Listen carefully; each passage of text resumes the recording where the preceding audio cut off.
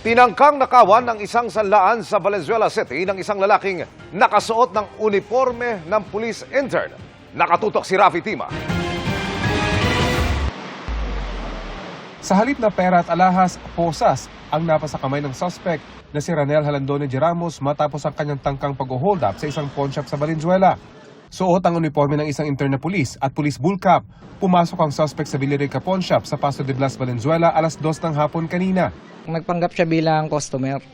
Kumuha pa nga siya ng slip.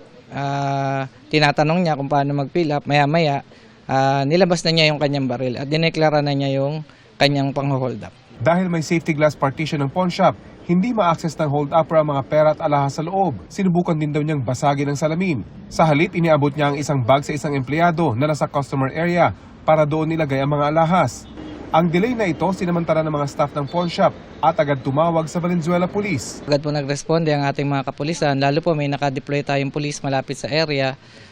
Kaya within 15 minutes po, nahuli po yung nang-hold up. Hindi na raw nakapalag ang suspect, pero ang insidente posibleng lumala kung hindi mabilis ang naging responde ng mga pulis. May 2 minor de edad na customer daw kasi ang nasa customer area nang magdeklara siya ng hold up. Base sa statement ng supervisor, hinold talaga yung dalawa.